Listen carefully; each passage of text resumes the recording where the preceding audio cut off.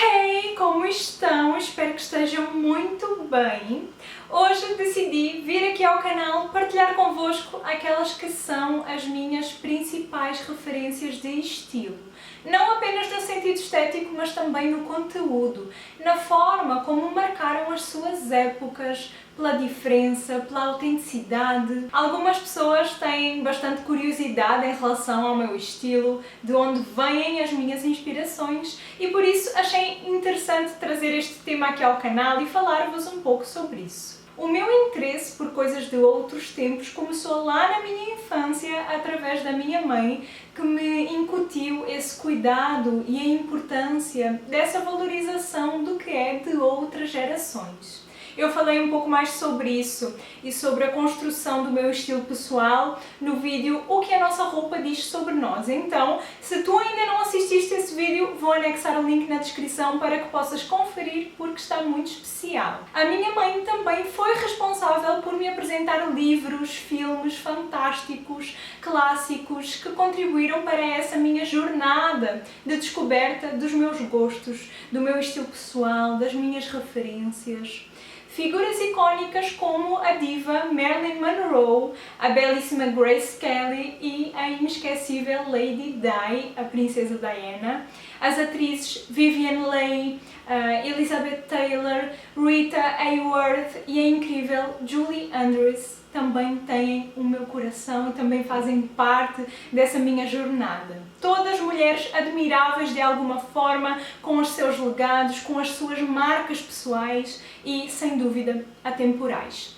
Elas contribuíram para a minha paixão pelos clássicos, para o meu interesse crescente por cinema e para essa minha identificação também para com a estética de outros tempos, desde a maquilhagem às roupas. Ao longo da minha vida, outras referências se foram somando, outras mulheres maravilhosas começaram a fazer parte desse meu leque de inspirações, mas, em especial para este vídeo, eu selecionei 3 mulheres, 3 inspirações de outros tempos e vou falar-vos um pouco sobre elas, sobre as suas histórias de vida e sobre o que as torna marcantes para mim.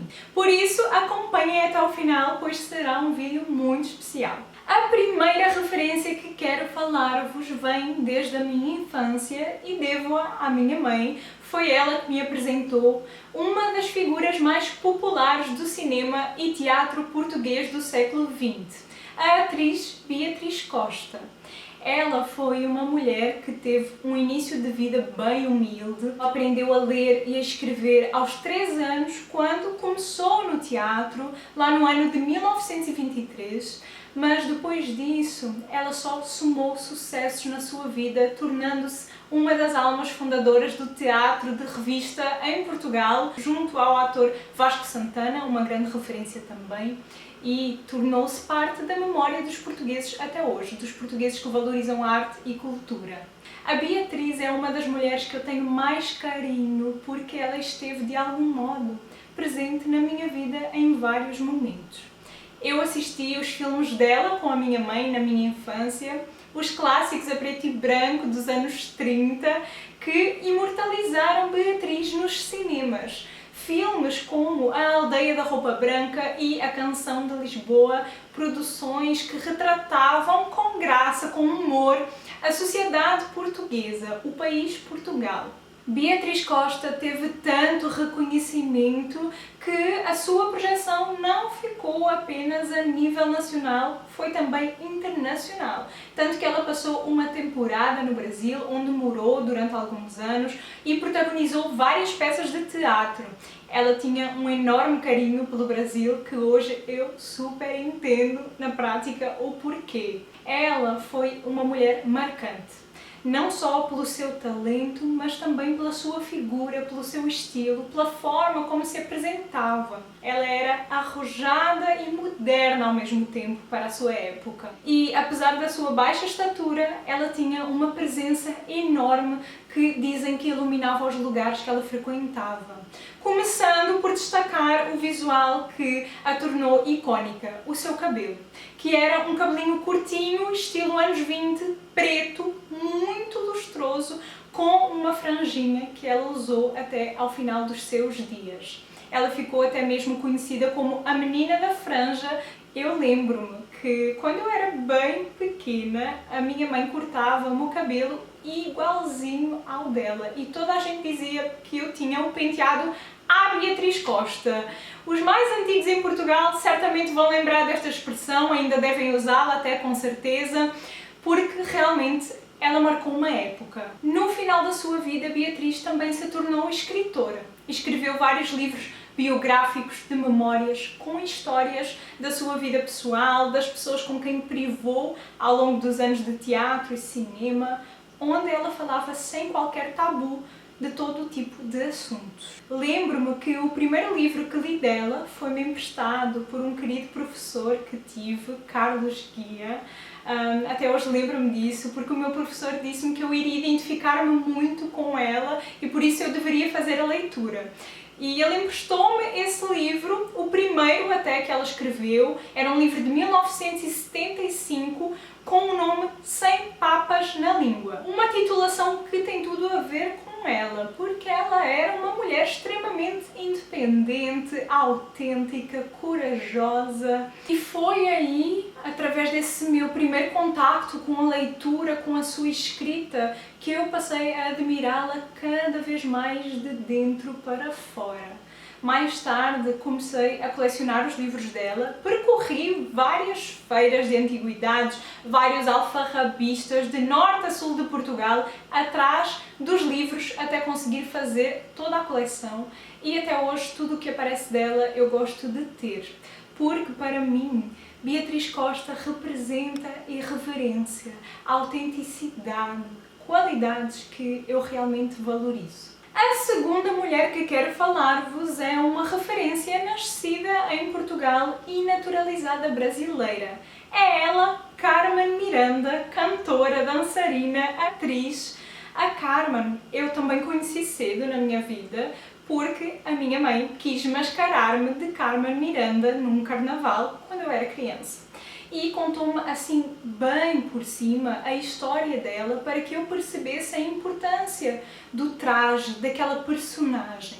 Então, primeiramente, conhecia pela sua aparência, que sempre achei divertida, diferente e, aliás, icónica também até hoje. E depois disso, eu comecei a conhecer mais sobre a história dela, sobre o trabalho dela. Ela marcou a década de 40 com o seu visual, um visual repleto de cores vibrantes, com um quê sensual e ao mesmo tempo gracioso, os turbantes que ela usava, que carregavam frutas e flores, as saias rodadas, os tops cheios de detalhes, os mix de colares, toda ela um carnaval de maravilhosa. Lembrando que são referências baianas, referências também de cariz africano, ela adotou muito da cultura baiana para compor os seus looks, que a tornaram assim um ícone de estilo até hoje. Artisticamente, ela é um dos maiores ícones de sempre. Foi considerada a primeira artista multimídia do Brasil porque ela trabalhou na rádio, no cinema, na televisão e no teatro de revista e ela atuava, dançava, cantava com uma alegria própria e contagiante que a levou a conquistar sucessos musicais bastante conhecidos até hoje, como o famoso O Que É Que a Baiana Tem? E Mamãe Eu Quero, Tico Tico no Fubá, Pra Você Gostar de Mim, Chica Chica Bum Chic, vários sucessos divertidos, encantadores.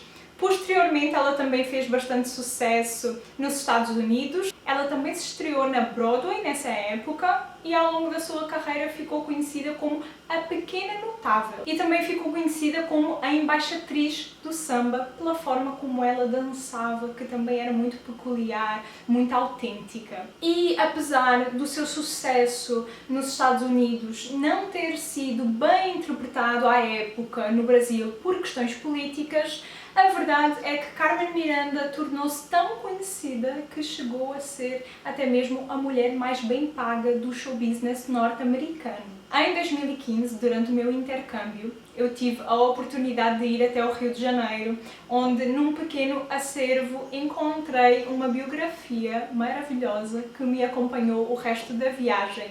uma revista que contava toda a história de Carmen, da infância ao seu auge, do seu auge ao seu falecimento, detalhadamente, enquadrando cada pedacinho da sua história, com as músicas que a imortalizaram, com as danças que a caracterizaram, com as roupas e turbantes de frutas que só faziam sentido usados por ela. Carmen tinha um estilo incrível, ela não tinha medo de ser diferente. As roupas que ela usava, até hoje eu olho para elas e penso, simplesmente divina. Os acessórios maravilhosos, cada detalhe das suas roupas era pensado, tudo feito para ornar, para destacar. Não tem como olhar para ela e não ficarmos alegres. Através da sua presença, do sorrisão que era característico dela, das expressões, das suas roupas. Para mim, ela é extremamente marcante. Ela transmite-me coragem de ser, coragem de vestir-se de um jeito único.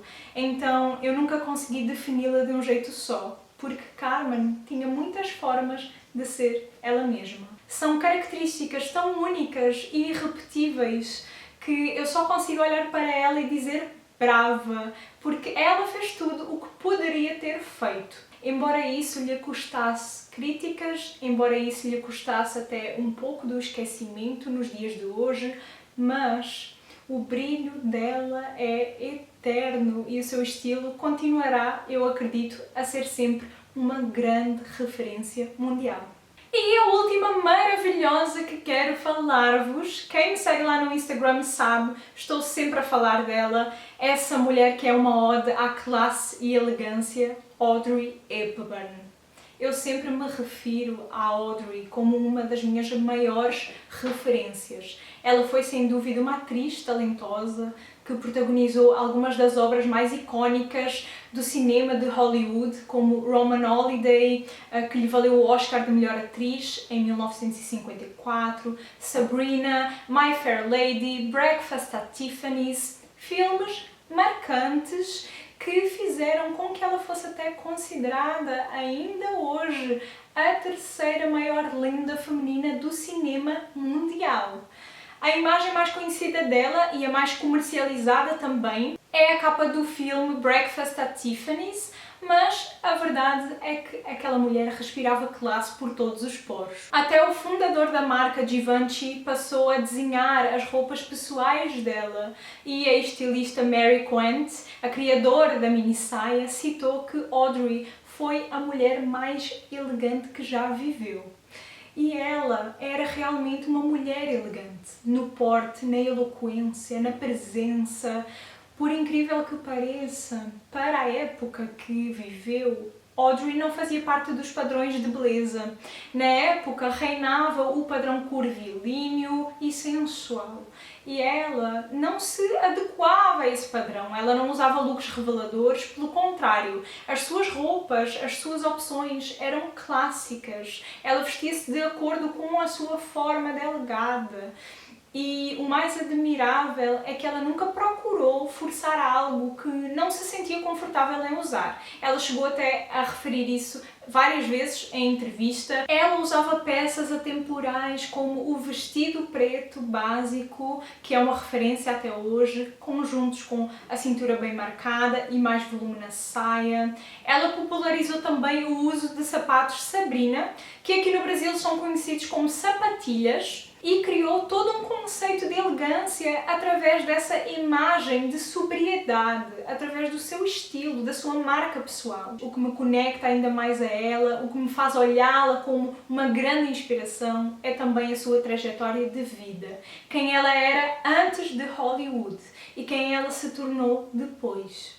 Audrey nasceu em 1929 na Bélgica e passou a sua infância na Holanda, num período conhecido como o Inverno da Fome, o Inverno holandês, que decorreu entre 1944 e 1945, durante a época da Segunda Guerra Mundial. Nessa época, os nazistas ocuparam o país, bloquearam o fornecimento de alimentos e Audrey e a sua família chegaram a passar fome. Ela perdeu até, inclusive, alguns familiares, um deles para campo de concentração, Então, ela teve uma infância muito difícil, muito marcante. Durante muitos anos foi só ela e a mãe também. O pai tinha abandonado a família bem cedo. E nessa época que ela estava a passar por tudo aquilo na Holanda, a ajuda chegou-lhe pela Unicef, com suplementos de comida, com cuidados médicos e com a possibilidade de uma reestruturação para que ela pudesse refazer a sua vida. E ela sobreviveu, lutou para construir o seu legado profissional, tornou-se um ícone enorme mundialmente e sem nunca esquecer toda a ajuda que recebeu na infância.